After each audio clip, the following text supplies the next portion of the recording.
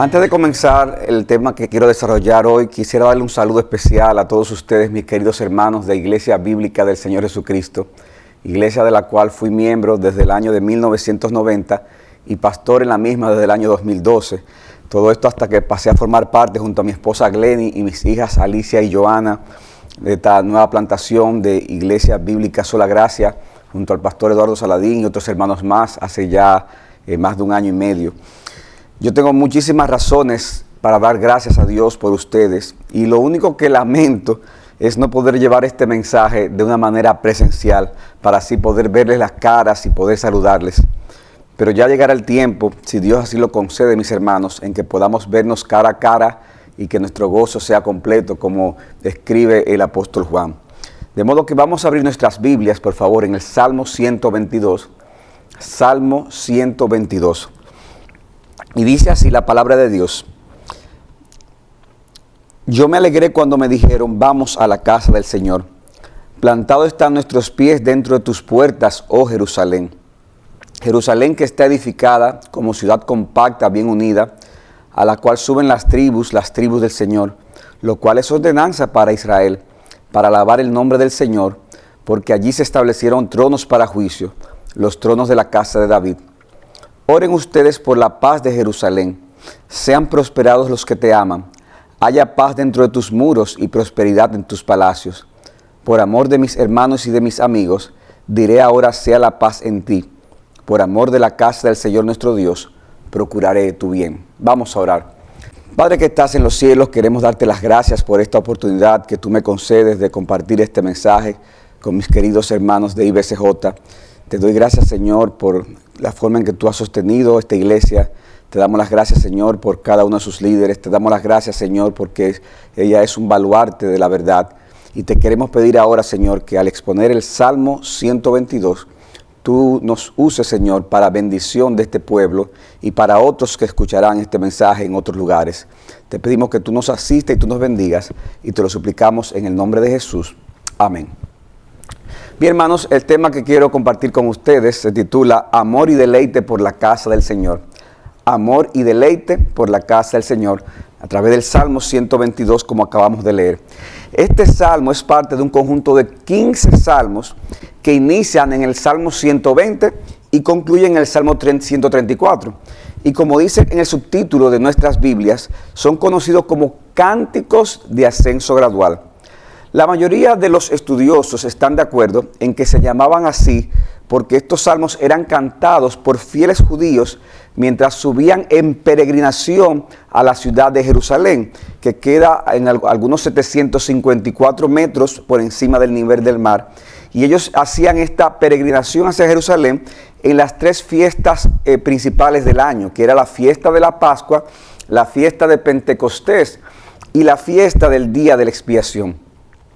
En este Salmo 122 se describe a un israelita piadoso que luego de lamentar el vivir entre personas que no conocen a Dios, en el Salmo capítulo 120, y de realizar este incómodo peregrinaje hacia Jerusalén, en el Salmo 121, resulta que en el Salmo 122 se encuentra con otros peregrinos que van al mismo lugar, y eso lo llena de una alegría creciente hasta que finalmente dicho peregrino llega a la ciudad santa. De modo que en el Salmo 120 lamenta por estar entre personas que no conocen a Dios, en el 121 hace el peregrinaje y en el 122 entonces se encuentra con personas con las que juntos llega a ese lugar.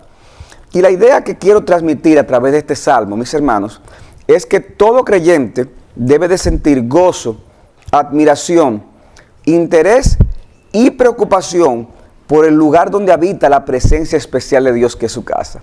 Repito, todo creyente debe de sentir gozo, admiración, interés y preocupación por el lugar donde habita la presencia especial de Dios, que es su casa. Y veremos esta idea a través de este salmo en tres encabezados. Y los encabezados serán los siguientes. En primer lugar, un creyente siente gozo por estar en la casa del Señor.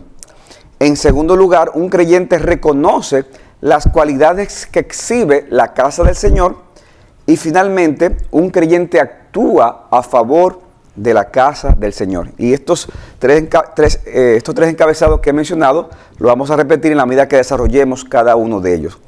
De modo que veamos, en primer lugar, un creyente siente gozo por estar en la casa del Señor. Un creyente siente gozo por estar en la casa del Señor. Versículos 1 y 2 dice: yo me alegré cuando me dijeron, vamos a la casa del Señor. Plantado están nuestros pies dentro de tus puertas, oh Jerusalén. Y esto que dice el versículo 1, hermanos, cuando dice, yo me alegré cuando me dijeron, vamos a la casa del Señor, trae la idea de un sentimiento de regocijo intenso. Sabemos por los siguientes versículos que el salmista identifica la casa de Dios como la ciudad de Jerusalén. Recuerden que en el libro de Génesis, Dios le prometió a Abraham una nación, que fue la nación de Israel, y le prometió una tierra, que sería la tierra de Canaán.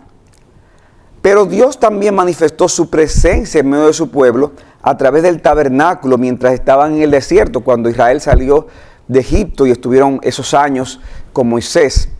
Luego que conquistaron la tierra prometida, vemos esa presencia de Dios en el arca del pacto, hasta que se construyó finalmente el templo durante el reinado de Salomón. Sin embargo, este templo debía ser construido en Jerusalén, ya que era la ciudad que Dios había señalado para ser el centro de adoración de todo el pueblo de Israel. El hecho de poder participar de una forma masiva de la adoración en Jerusalén era visto, mis hermanos, como una participación anticipada de la futura manifestación del reino de Dios de una forma gloriosa. Ellos celebraban eso ahí, pero veían eso como una anticipación a la celebración anticipada del reino de Dios. Por eso dice en Isaías capítulo 2, versículo 2 al 3 lo siguiente: acontecerá que en los postreros días, que el monte de la casa del Señor será establecido como cabeza de los montes, se alzará sobre los collados, y confluirán a él todas las naciones. Vendrán muchos pueblos y dirán, vengan, subamos al monte del Señor, a la casa del Dios de Jacob, para que nos enseñe acerca de sus caminos y andemos en sus sendas. Porque de Sión saldrá la ley y de Jerusalén la palabra del Señor. De modo que el celebrar estas fiestas en Jerusalén era un anticipo de esto que habla Isaías, de esta manifestación gloriosa del reino de Dios en Jerusalén.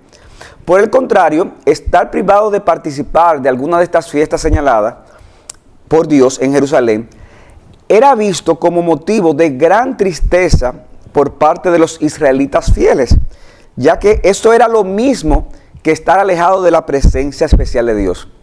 No poder ir a esas fiestas era sinónimo de estar alejado de la presencia especial de Dios. Era visto, de hecho, muchas veces como una señal de castigo o disciplina de parte del Señor.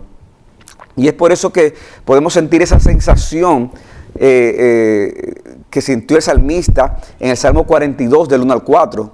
Dice así: como el siervo anhela las corrientes de agua, así suspira por ti, oh Dios, el alma mía. Mi alma tiene sed de Dios, del Dios viviente. ¿Cuándo vendré y me presentaré delante de Dios?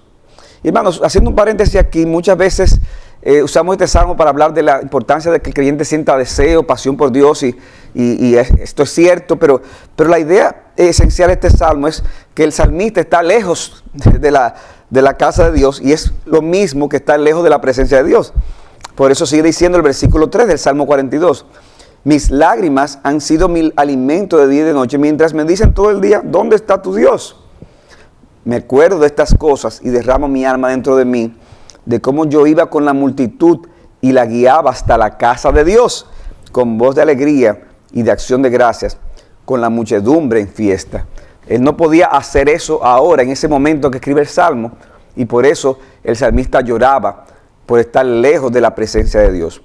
Por eso es que fue una tragedia para los judíos cuando vieron la destrucción del templo y cuando fueron expulsados de su tierra por parte de los caldeos, situación que se prolongó por más de 70 años.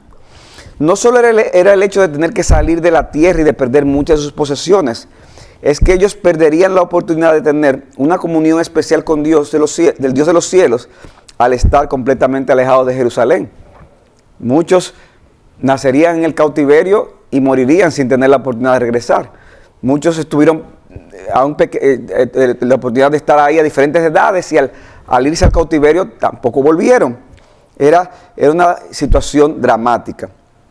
Pero a la vez vemos el gozo que significó el retorno de la cautividad por parte de los judíos en la época de los medo-persas.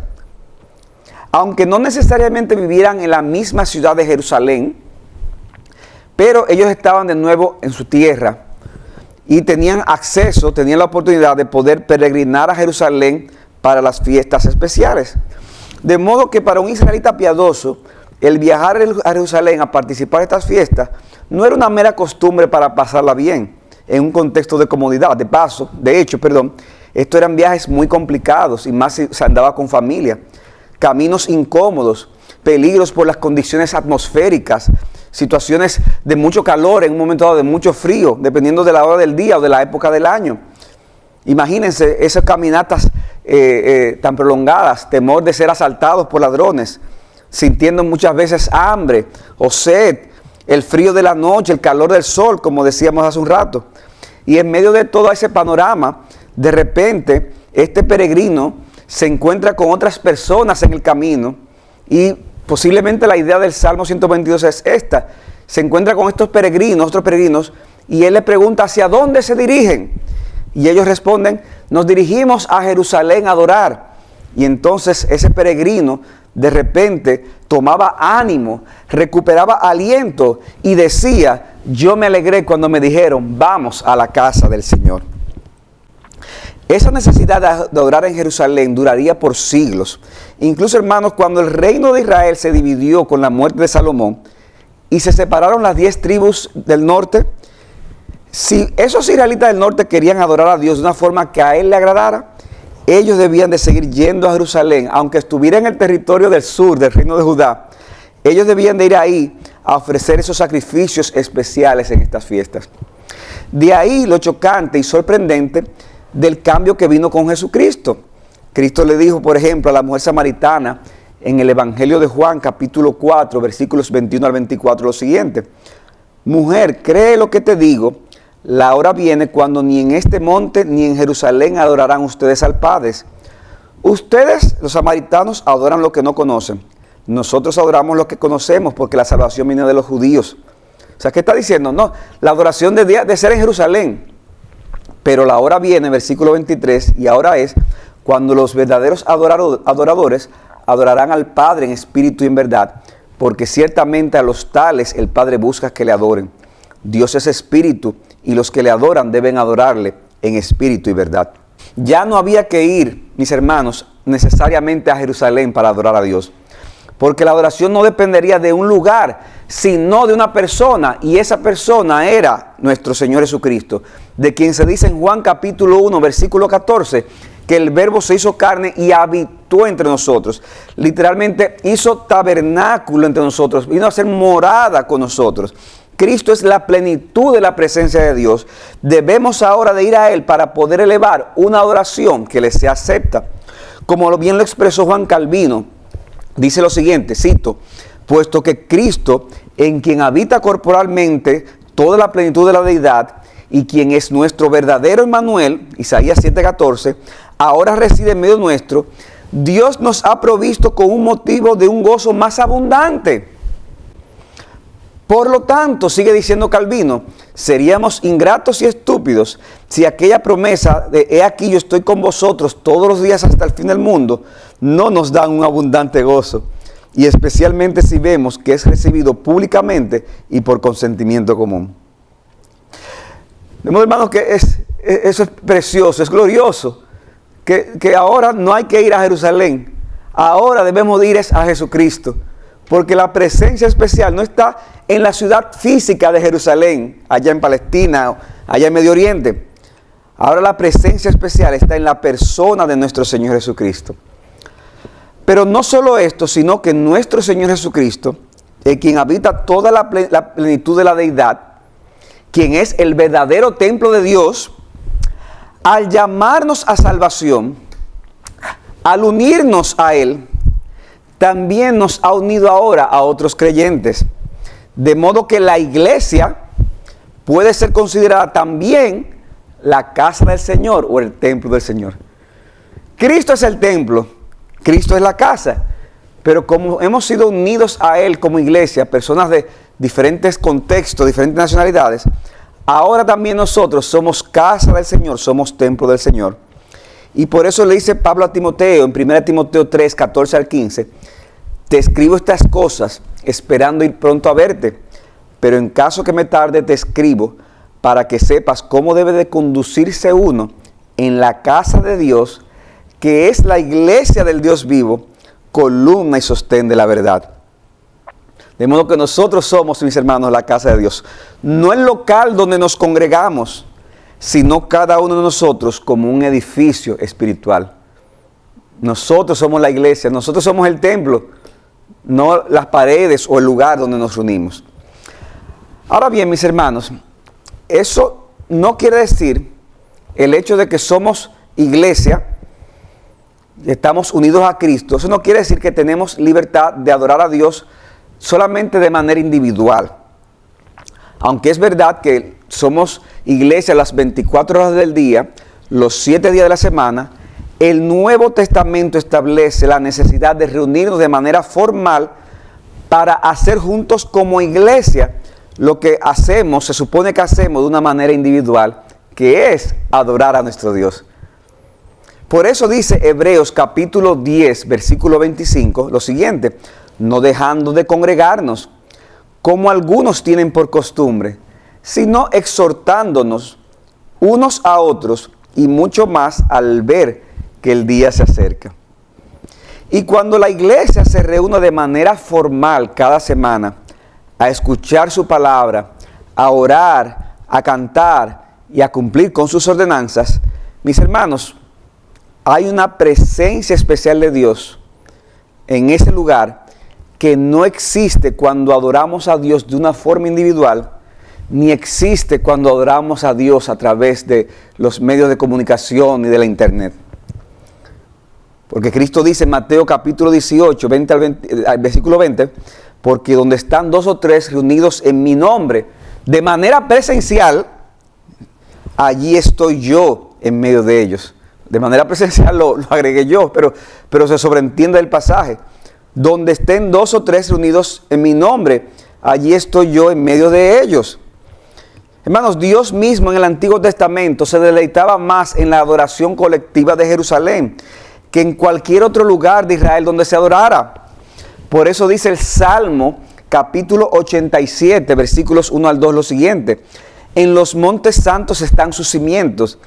El Señor ama más las puertas de Sión que todas las otras moradas de Jacob. Mi hermano, ¿tú sabías eso? Que hay un amor especial del Señor por su pueblo reunido, como no lo hay en ningún otro lugar de la tierra. ¿Tú sabías eso? A la luz de este amor especial del Señor por su pueblo reunido, yo te pregunto, ¿qué tanto anhelas tú participar con el pueblo de Dios en el culto de adoración? Porque, mis hermanos, luce contradictorio decir que amamos la casa del Señor, pero entonces faltamos con facilidad a algunos de sus cultos. Porque si realmente amamos la reunión con el pueblo de Dios para adorarle a Él de una forma colectiva, no solamente estaremos presentes, sino que procuraremos hacerlo con tiempo para no perdernos de nada.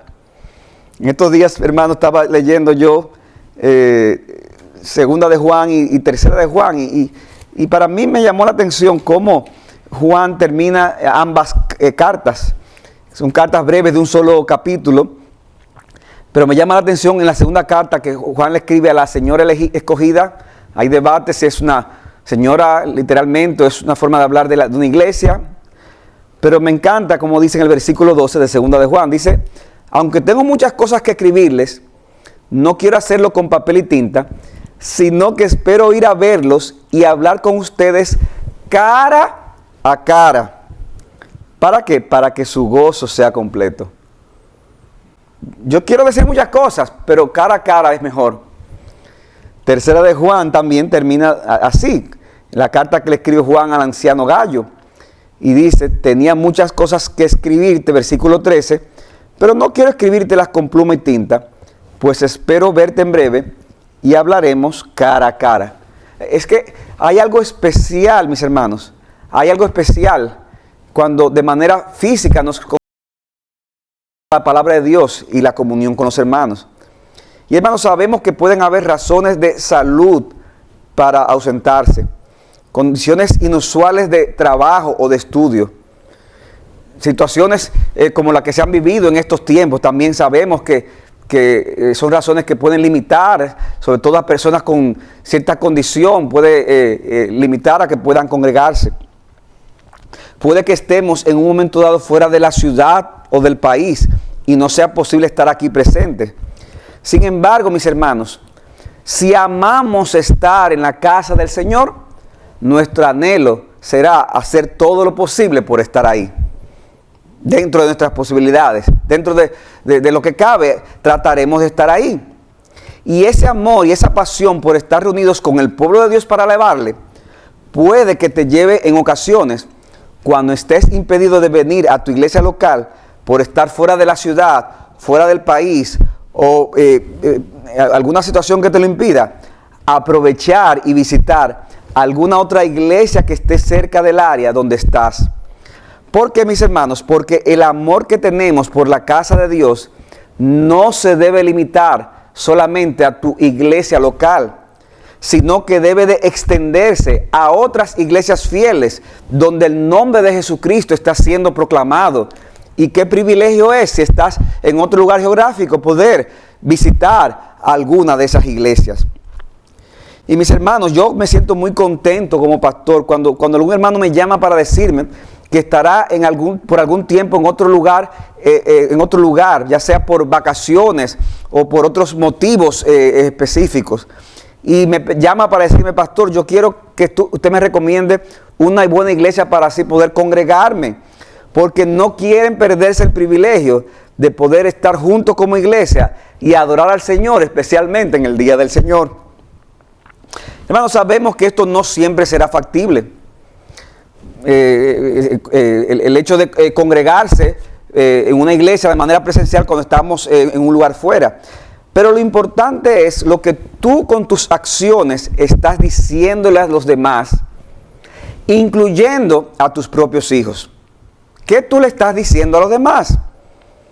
Y hermano, mi propósito aquí no es establecer reglas para cada situación. Lo que yo quiero es que tú examines tu corazón a la luz de lo que te estoy diciendo y que delante de Dios te preguntes si realmente tú puedes decirle al Señor lo mismo que el salmista le dijo en el Salmo 84, versículo 2, cuando dijo: anhela mi alma y aún desea con ansia los atrios del Señor. Mi corazón y mi carne cantan con gozo al Dios vivo. Y dice el versículo 10 de ese mismo Salmo 84, porque mejor es un día en tus atrios que 1000 fuera de ellos. Prefiero estar en el umbral de la casa de mi Dios que morar en las tiendas de impiedad. Tú de corazón, con limpia conciencia, puedes decirle eso al Señor. Al día de hoy, actualmente, tiempo presente. Puedes tú decir: mi hermano, prefiero estar en la iglesia para cantar y orar y escuchar la palabra de Dios, aunque tenga que estar con una mascarilla, aunque tenga que estar con distanciamiento. Prefiero eso a estar sin mascarilla y no poder participar de ninguna de estas cosas. Tú puedes decir: prefiero ver a los hermanos en persona y tener comunión con ellos, a pesar de las incomodidades que simplemente verlos por Zoom desde mi casa. El salmista sentía un gran apego por la casa de Dios. De ahí que dice el versículo 2 del Salmo 122, plantado están nuestros pies dentro de tus puertas, oh Jerusalén. Cuando una planta o un árbol está plantado en una tierra, en un terreno, está fuertemente adherido a ella, de modo que es difícil sacarla. De hecho, tú tratas de hacerlo y ¿qué va a hacer? Va a sufrir la planta y va a sufrir el terreno. ¿Y qué está diciendo el salmista? Mi corazón es que, está ahí, yo estoy enterrado ahí, mis raíces están ahí. Yo estoy adherido a la casa de Dios, a Jerusalén. Estar dentro de las puertas de esta ciudad, por así decirlo, le daba al salmista, al peregrino, vida, salud y seguridad espiritual. No había nada más glorioso en la tierra para dicho peregrino que Jerusalén, porque ahí estaba, repito, la presencia especial de Yahweh de los ejércitos. Mis hermanos, no hay nada más glorioso para nosotros que la presencia especial de Dios en su pueblo reunido. Por esta razón el peregrino amaba grandemente a Jerusalén. Y el que ama aprecia las cualidades de aquello que es objeto de su amor. ¿No es así? Y eso nos lleva a nuestro segundo encabezado. Vimos en primer lugar cómo un creyente ama la casa del Señor, pero ahora veamos en segundo lugar que un creyente reconoce las cualidades que se exhiben en la casa del Señor, versículos 3 al 5. Y el salmista menciona tres cualidades de esa casa que es objeto de su amor. En primer lugar, en el versículo 3, el salmista reconoce, como señala Calvino, la excelencia de Jerusalén, presentándolo como construida de una manera uniforme y unida de manera elegante en todas sus partes. El salmista reconoce la excelencia de Jerusalén, presentándola como construida de una manera uniforme y unida de manera elegante en todas sus partes. Dice el versículo 3, Jerusalén que está edificada como una ciudad bien compacta, bien unida. Esta unidad de la ciudad era un reflejo de la unidad de toda esa nación, que aunque estaba compuesta por diferentes tribus, estaba en uno solo adorando al Señor. Cada una de esas tribus, hermano, tenía su identidad, tenía su acento específico, como ocurre en parte de nuestro país, pero en otros países todavía de una manera mucho más pronunciada. Pero lo que le daba cohesión e identidad al pueblo de Dios era lo que sucedía en torno a la casa de Dios. Así como lo que le da cohesión a nosotros como creyentes es lo que ocurre en el pueblo de Dios reunido para escuchar el nombre de Dios. En segundo lugar, el peregrino, el salmista, reconoce que esa casa de Dios, Jerusalén, es el lugar señalado para la alabanza de todo el pueblo de Dios. Aquel lugar es el lugar señalado para la alabanza de todo el pueblo de Dios. Dice el versículo 4, a la cual suben las tribus del Señor, lo cual es ordenanza para Israel. ¿Para qué? Para alabar el nombre del Señor. Es una ordenanza, era una ordenanza que todas las tribus fueran en peregrinación hacia Jerusalén en las fiestas señaladas. Pero hermanos, no era un mero ritual lo que sucedía.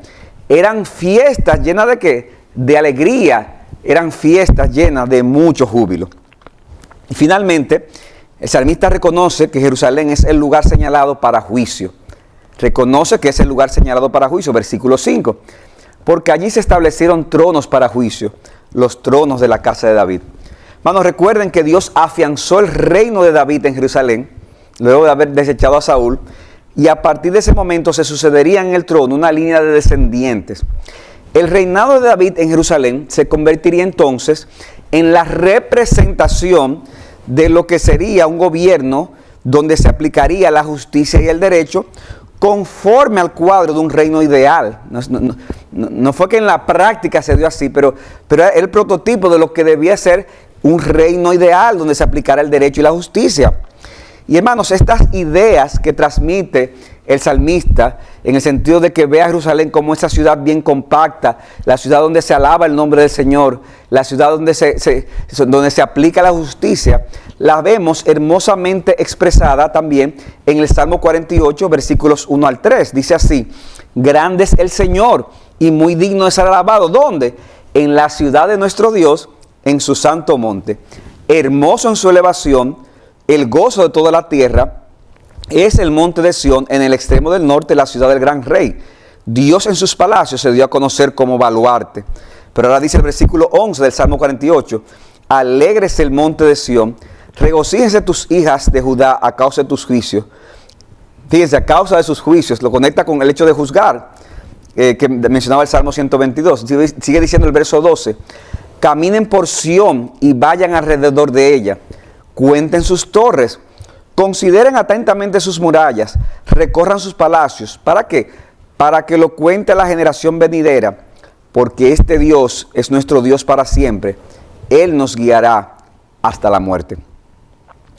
Ahora bien, mis hermanos, si nosotros contemplamos esta descripción de Jerusalén que hace el salmista en el Salmo 122 y vemos en otros salmos, si la contemplamos de una perspectiva meramente terrenal, tendríamos que concluir que dicha ciudad fracasó en mantener esas cualidades. Fracasó en mantener esas cualidades. Jerusalén, hermanos, realmente dejó de ser un lugar de unidad y perfección y se convirtió en un sitio de idolatría, de blasfemia al nombre de Dios. La injusticia y la maldad se hizo presente, como denunciaron muchos de sus profetas, y como el mismo Cristo también lo dijo en Mateo capítulo 22, versículos 37, cuando dijo: Jerusalén, Jerusalén, la que matas a los profetas y apedreas a los que son enviados por ella. Hermanos, Jerusalén, desde una perspectiva terrenal, fracasó. No cumplió ese estándar, no cumplió eso que estaba llamado a representar. Porque al fin y al cabo, para poder cumplir con estas cualidades que se describen en el Salmo, se necesitaría, mis hermanos, una transformación espiritual. Y esa transformación espiritual la trajo nuestro Señor Jesucristo. De modo que ahora la casa del Señor, que es su iglesia, se convierte en aquel lugar de unidad del pueblo de Dios, a pesar de la diversidad. Se convierte en el lugar por excelencia para alabar el nombre de nuestro Dios, y es el lugar central del trono de Cristo manifestado en este mundo. Por eso dice Zacarías capítulo 12, versículo 10 al 13:1 lo siguiente: y derramaré sobre la casa de David y sobre los habitantes de Jerusalén el espíritu de gracia y de súplica. Es decir, derramaré el Espíritu Santo sobre Jerusalén, y me mirarán a mí, a quien han traspasado, mirarán a Cristo, y se lamentarán por él como quien se lamenta por un hijo único, y llorarán por él como se llora por un primogénito. En aquel día, dice entonces, habrá una fuente abierta para la casa de David y para los habitantes de Jerusalén, para lavar el pecado y la impureza. Ustedes ven, hermanos, Jerusalén necesitaba una transformación espiritual. Y esa transformación espiritual la produciría el Espíritu Santo, en la cual mirarían a Cristo y habría una fuente abierta para que esa casa de David, para que Jerusalén lavara sus pecados. Y estas cualidades que manifiesta la casa del Señor en este tiempo, hermanos, es la iglesia espiritual, la Jerusalén espiritual, que es la iglesia que está compuesta por judíos y gentiles. Pero algún día será perfeccionada cuando nuestro Señor Jesucristo vuelva y se cumpla lo que Juan vio en Apocalipsis 21:2. Y vi la ciudad santa, la nueva Jerusalén, que descendía del cielo de Dios, preparada como una novia ataviada para su marido. O sea, que ustedes ven cómo Jerusalén se habla de ella en el Salmo 122. Vemos el fracaso de ella, vemos una profecía de ella en Zacarías, vemos el cumplimiento de ella con lo que es la iglesia, y vemos la perfección de ese cumplimiento cuando habla de la nueva Jerusalén. No la Jerusalén, hermanos, que está geográficamente en Medio Oriente, sino aquella Jerusalén que desciende del cielo, preparada como una novia para su esposo. Pero, hermanos, mientras llegue ese día, por amor al Señor y a su iglesia, que es su novia, es nuestro deber entonces actuar a favor de esa iglesia, buscar el bien de esa iglesia. Y esto nos lleva a nuestro tercer y último punto. Un creyente actúa a favor de la casa del Señor. Eso lo vemos en los versículos 6 al 9. Y el texto menciona las siguientes acciones que pide el salmista para Jerusalén. En primer lugar, vemos cómo el salmista pide por la paz y la prosperidad de Jerusalén. Eso es lo que vemos en los versículos 6 al 7, donde dice del Salmo 122, oren ustedes por la paz de Jerusalén, sean prosperados los que te aman, haya paz dentro de tus muros y prosperidad en tus palacios. Este es el significado, hermano, de la palabra Jerusalén, es ciudad de paz, significa. En medio de las constantes amenazas de guerra, se debía de orar para la preservación de la paz de esta ciudad. No solo por el bien mismo de la ciudad, sino porque en la medida en que hubiese paz en la ciudad, eso garantizaría el poder viajar para allá en las fiestas señaladas. De igual modo, mis hermanos, es necesario que oremos por la iglesia, que es la casa del Señor en el nuevo pacto. Es necesario que oremos porque Dios nos permita vivir dentro de un entorno pacífico. Como dice Pablo en 1 Timoteo 2, del 1 al 2, exhorto pues ante todos que se hagan plegarias, oraciones, peticiones y acciones de gracias por todos los hombres, por los reyes y por todo lo que está en autoridad. ¿Para qué? Para que podamos vivir una vida tranquila y sosegada con toda piedad y dignidad. Debemos de orar, hermanos, por la paz. Debemos de orar por la paz interna de la iglesia. Que Dios nos libre de pleitos, divisiones sin contiendas. Que Dios nos ayude a resolver las dificultades, los problemas que se puedan presentar de una manera bíblica. En una iglesia, hermanos, es ilusorio pensar que no van a haber dificultades internas. Pero debemos de orar, ¿para qué? Para que Dios preserve la paz de una manera bíblica, de una manera correcta. Que haya unidad en nosotros en medio de la adversidad. Pero también debemos de orar por la prosperidad de la casa del Señor. Que Dios prospere la misión de la iglesia, que es hacer discípulos. Aún en tiempos como estos, hermanos, debemos de seguir haciendo discípulos. El reino debe seguir siendo extendido a través del mensaje que proclamamos. Que Dios traiga pecadores a salvación, que siga edificando a su pueblo en medio nuestro. Que a través de esta iglesia IBCJ y otras iglesias que se han levantado como IBCG y muchas otras iglesias más, su reino avance cada vez más en el mundo.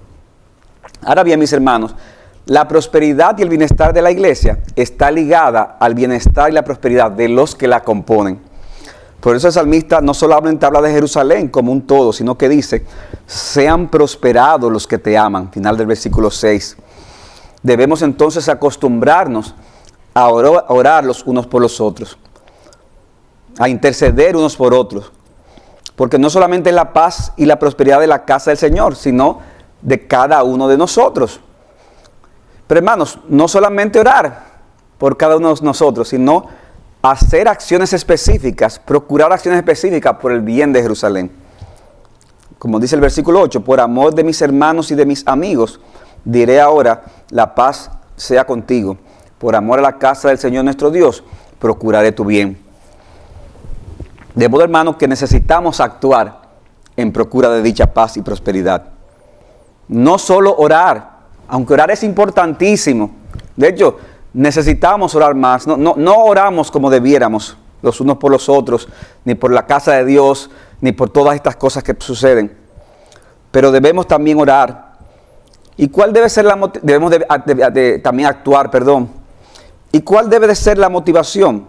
Dice al principio del versículo 8 y del versículo 9, por amor. Por amor debemos de hacerlo. Como yo amo a mis hermanos y mis amigos, buscaré la paz de Jerusalén. Como amo a la casa del Señor, yo voy a procurar su bien. Y para eso yo debo estar dispuesto a poner mis dones y mis recursos que Dios me ha dado. ¿Para qué? Para garantizar el bien de la iglesia. Para garantizar el funcionamiento de sus cultos y sus diferentes ministerios. No solo aquellos ministerios que son más cómodos, sino aquellos que requieren mayor sacrificio, como el del parqueo, proyección, arreglo de local, etc. Pero recuerden lo que decíamos hace un rato, que la casa del Señor no es una estructura física. La casa del Señor somos todos nosotros. Por eso es que debemos de buscar el bien de cada uno de los hermanos. Cuando buscamos el bien de cada uno de los hermanos, buscamos el bien de la casa de Dios. Se dice de Mardoqueo en Esther capítulo 10, versículo 3 lo siguiente. Porque el judío Mardoqueo era el segundo después del rey Asuero, grande entre los judíos y estimado por la multitud de sus hermanos, el cual buscó el bien de su pueblo y procuró el bienestar de su gente. ¿Buscas tú el bien de tu pueblo, el pueblo de Dios y de sus integrantes? Déjame hacerte algunas preguntas prácticas para que lo pienses.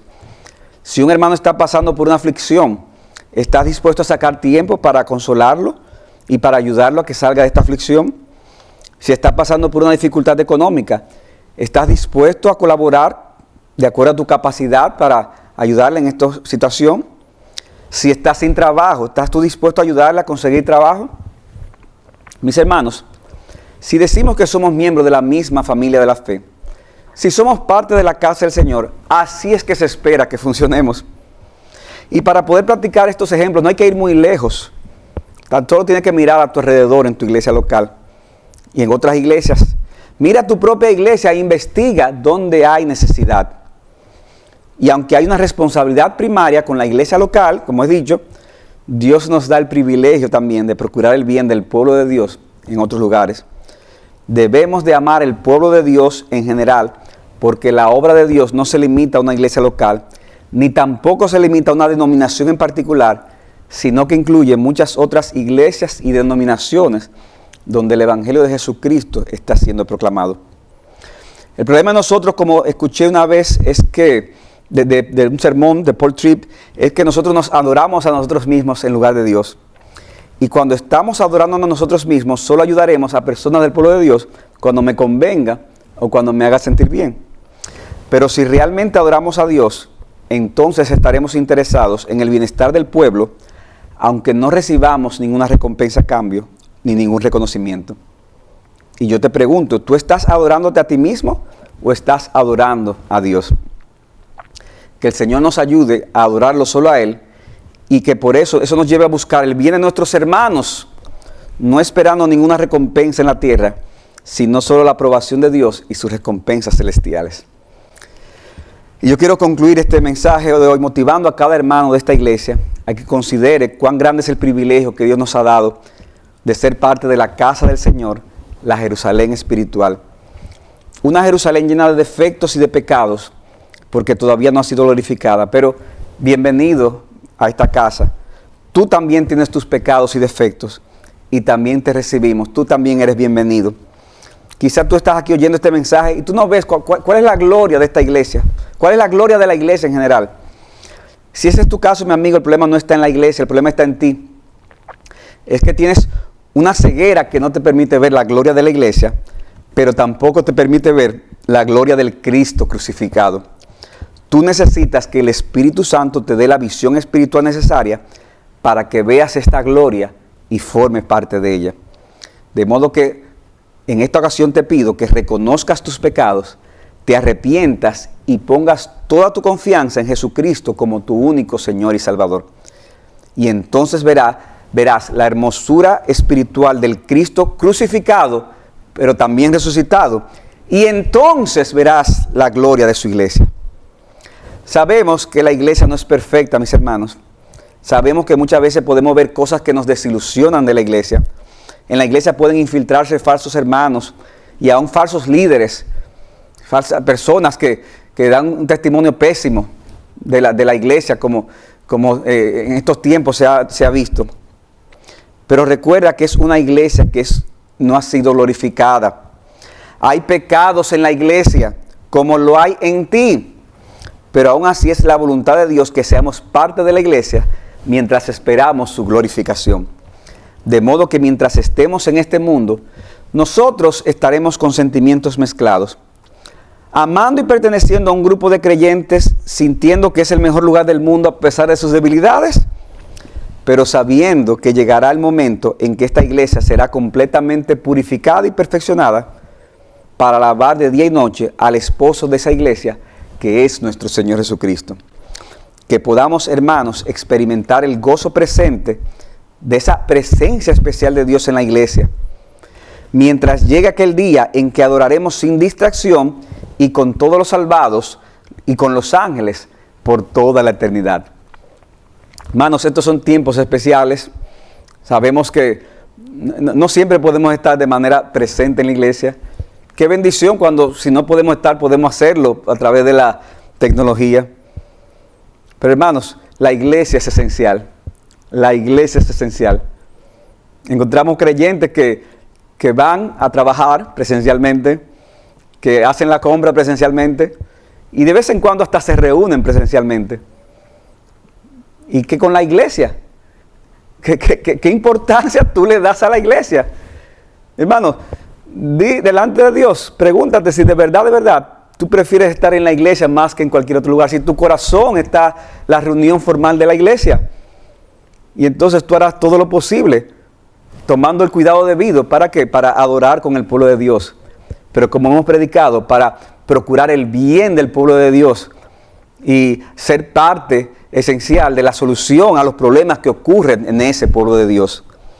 Hermanos, mira a Cristo crucificado, mira la gloria de Cristo, y cuando te empapes más de esa gloria de Cristo, te empaparás y amarás más la gloria de la iglesia, y será ya más esencial para tu vida, y estarás dispuesto a hacer muchas cosas por la iglesia. Y quiero concluir con este texto de Hebreos capítulo 12, versículos 22 al 24, de la Nueva Versión Internacional, que dice: por el contrario, ustedes se han acercado al monte de Sión, a la Jerusalén celestial, la ciudad del Dios viviente. Se han acercado a millares y millares de ángeles, a una asamblea gozosa, a la iglesia de los primogénitos inscritos en el cielo. Se han acercado a Dios, el juez de todos, a los espíritus de los justos que han llegado a la perfección, a Jesús, el mediador del nuevo pacto, y a la sangre rociada que habla mejor, con más fuerza que la de Abel. Y dice el versículo 28, así que nosotros, que estamos recibiendo ahora un reino inconmovible, seamos agradecidos, inspirados por esta gratitud, adoremos a Dios como a Él le agrada, con temor reverente. Mis hermanos, que eso sea lo que haya en nuestro corazón y que con ese temor reverente, pero con ese gozo inefable, nosotros amemos la iglesia, porque la iglesia está en el corazón del Señor y porque Cristo habita en esa iglesia. Que el Señor bendiga a cada uno de ustedes, mis hermanos. Que el Señor nos bendiga a cada uno de nosotros y nos ayude en estos tiempos difíciles a hacer su obra con gozo hasta que el día en que nuestro Señor Jesucristo vuelva. Que el Señor les bendiga. Vamos a orar. Padre, gracias por darnos esta oportunidad de poder compartir tu palabra. Oh Señor, úsala de una manera fresca en el corazón de los miembros de Iglesia Bíblica del Señor Jesucristo. Úsala en muchas otras personas que la escucharán de otros lugares. Úsala aún para personas que no te conocen, para que tú le hagas ver la hermosura de Cristo, la hermosura de la iglesia. Oh Señor, ven y hazte presente en medio nuestro. Y gracias por la oportunidad que nos has dado de compartir tu palabra. En el nombre de Jesús. Amén.